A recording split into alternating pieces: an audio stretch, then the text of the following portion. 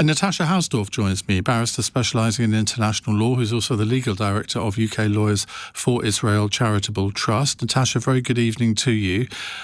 What's your conclusion as to the rectitude of the Israeli action here? Well, good evening, Ian. I'm surprised by some of the hyperbole over this. It's not an issue that has anything to do with freedom of speech. These MPs can say whatever they like. They can do whatever they like. They just don't have a right to enter Israel. And individuals who consistently attack Israel, spread falsehoods about the Jewish state, one only has to look at their Twitter history. They are considered, I think properly, not to be conducive to the public good in Israel. Actually, some of the sort of baseless falsehoods about Israel that we just heard from your previous contributor, Azriel Bermond. Hang on, and I have to say, you didn't utter any falsehoods. Don't insult one of your fellow guests. It's really rude. Well, calling Israel, saying that it is no longer a democracy, or saying that it is not a democracy that can deal with criticism within the country, I'm afraid is baseless. There is great debate all the time, and indeed individuals calling for boycotts against Israel within Israel itself. So why aren't Labour MPs allowed to do that? I mean, surely if Israel, hang on a second, if Israel believes in freedom of speech, then surely it shouldn't be afraid of some of the arguments that these MPs have put forward, given that people within Israel have put the same arguments forward. It is difficult to understand where this projection of fear arises from. Israel's statutory framework and its laws since 2017, the country's law of entry, has been very clear. I think this was also referenced by Kemi Badenoch, that Israel is to refuse entry to activists who publicly call for or have committed to participate in a boycott against Israel. And Ms Badenoch was also right. I think the examples she was referring to were Moshe Feiglin and Geert Wilders, that this is a practice that the UK has also engaged in. You cannot equate two Labour MPs with Geert Wilders. I don't know the other gentleman that you referred to, but he was a political extremist who would have stirred up racial hatred in this country. That is not what these two MPs were. They were on a legitimate parliamentary delegation and should have been treated accordingly. These two MPs are stirring up hatred against Israel in their Twitter feeds. They're arguing their case in a democracy. Ian, may I answer? They're not. They are spreading falsehoods about Israel and calling for a boycott, which is why they fall in then argue against to them. This issue. But forgive me, may I also correct another aspect of what you have said? They were not on an official parliamentary delegation to Israel.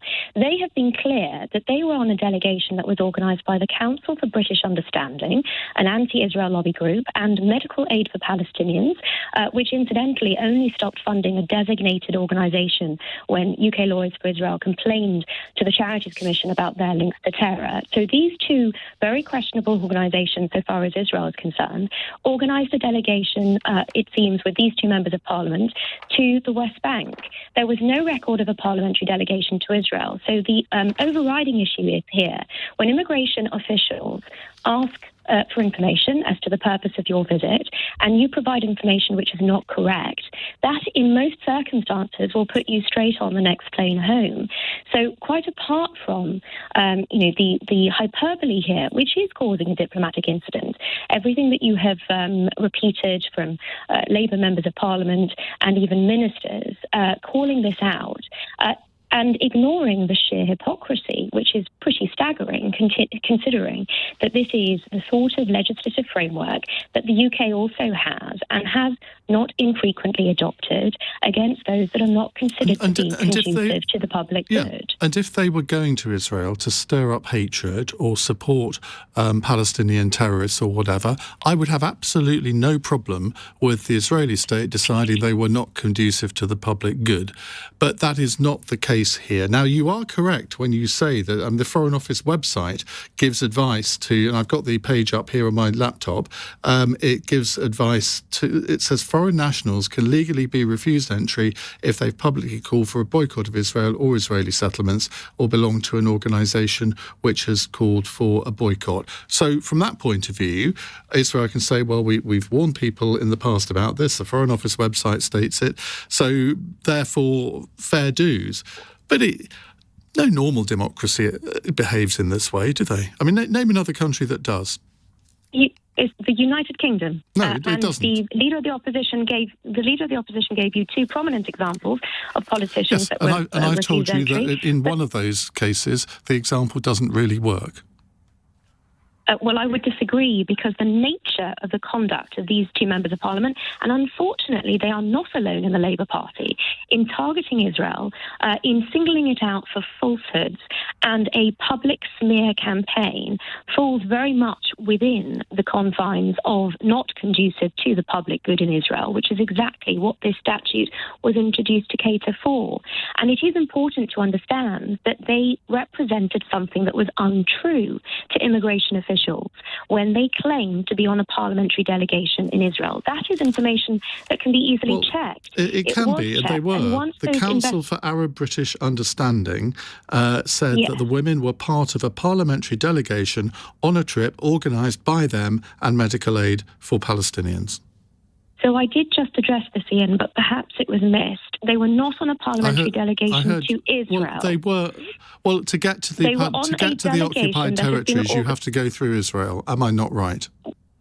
Well, let's be clear that this was not an organisation, CABU, an anti-Israel lobby group, that had made any preparations, it seems, on the ground in Israel, or any attempt to arrange a parliamentary delegation in the country in which these two MPs were arriving. So on every level here, the response can have only been expected. One almost wonders whether this whole exercise has been, with every expectation of the result, as another PR stunt and to create a diplomatic incident. Because let's be clear, the organisers... Well, again, a disgraceful allegation with no proof at all. Well, let's be clear that the organisers of this so-called delegation, CABU, and Medical Aid for Palestinians, have a very thorough track record of anti-Israel activity and have no, and plainly on this occasion, had no preparations on the ground. This was not a parliamentary delegation to Israel. Can I ask you a question? In that I've been very supportive. I've been very supportive of Israel since October the 7th, but various things that they've done, certainly in the last 6 months, I have called them out on air. I think some of the attacks in Gaza have been totally over the top. I think Benjamin Netanyahu himself has been very culpable for a lot of this. Would that mean that if I decided I wanted to go and present a programme from Israel, that I could be refused entry because I've had the temerity to say something that the Israeli government might not like? That is, I'm afraid, a misrepresentation of what has gone on here. Do you know what? I've had enough of you repeatedly accusing my guest of misrepresentation, and now you've done it to me twice. You don't get a third chance. Iain, I have offered over the last 15 months repeatedly to come on to address the concerns that you are raising, and that offer has been refused. No, it's not. So you've been on my programme before in the studio. Right. Not to address the issues that you have claimed to have concerns about with respect to Israel's military conduct on the ground in Gaza. Any individual who wishes to properly understand the situation has the ability to do that and engage with experts, those like me that have been on the ground in Gaza in September and have seen these situations with my own eyes. Those repeated offers have been refused, and all I have had in coming on and answering your questions straightforwardly, as I've been invited on to, is being told that I'm in some way being rude because I disagree with your previous guest and with you. I'm very surprised. You can disagree, but you don't accuse fellow guests of misrepresentation, and you don't accuse the host of the programme of what you have done. Because if you do, Iain, don't expect to be invited back. But Iain, the comparison that you have just drawn is not a fair comparison, and it is misrepresentative of what these members of Parliament have done. Okay, you've done it 3 times now. Goodbye. Dear, oh dear, oh dear. 7:24.